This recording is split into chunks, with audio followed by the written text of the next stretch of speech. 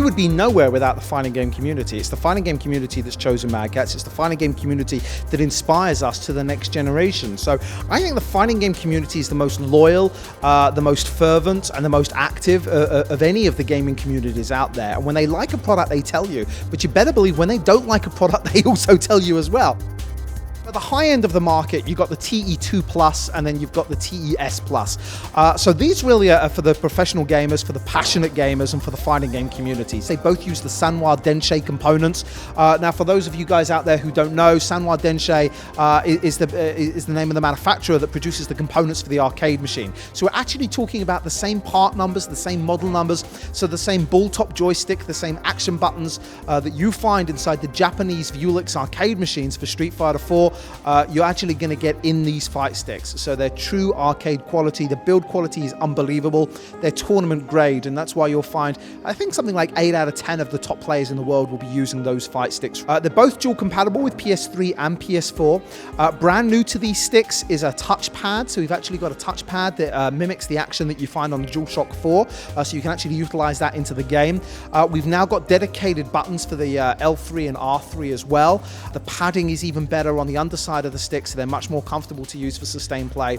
They're easier than ever to modify as well, so we've changed the inside of the stick. So we know that at tournament level, a lot of gamers like to modify their sticks, so we've now got a hinge design. The stick opens up really easily, allows you to modify your stick, allows you to modify your buttons. Super easy to do, and it's not going to invalidate your warranty either. Now, the Alpha stick is something very interesting. That's brand new for Mad Catz. I said earlier, that's really an entry-level stick, so that does not use the Sanwa Denshe components. That's using Mad Catz components, but we think we've done a pretty darn good job in mimicking the true arcade feel. In fact, I challenge the majority of players to notice the difference between the Sanwa components and the Mad Catz components. Of course, at a very high level, the tournament gamers are only going to want the Sanwa components, so we respect that, but I think a lot of players are really going to like this stick because it retails for around the £50–60 mark. It's a great entry-level product. We don't think you're going to find a better fight stick at that level, and it's super portable as well, so it's really great to keep on your lap. That has dedicated trigger buttons that are on the top panel as well. You can lock the stick, so it renders the home button inert, so you don't accidentally press that during play. Like the TE2 Plus and like the TS Plus as well, you got a little switch that allows you to switch the joystick to either the left analog stick, the right analog stick, or the D-pad from the PlayStation controller. So that opens it up to other games over and above Street Fighter 5 as well. So you've spoken about your high-end and medium-end sticks, which you can customize, which is awesome. But your new entry one, which is the Mad Catz specific, is there any opportunity that will be customizable in the future with other Mad Catz parts, or like? Well, no, not really. The Alpha stick hasn't been designed to be customizable, but you know, if you want to invalidate your warranty, you can actually do that. Now, I say that because on the TE2 Plus and the TS Plus, they have hinges, so they're obviously designed to be opened up and you can swap out the components. The Alpha stick isn't being designed to do that, but actually, what we're finding is a lot of gamers out there really like the new form factor of the Mad Catz Alpha stick, so they're buying that and they're swapping out the components from the bigger sticks and actually putting in their own Sanwa parts. So we know the fighting game community loves to modify their sticks.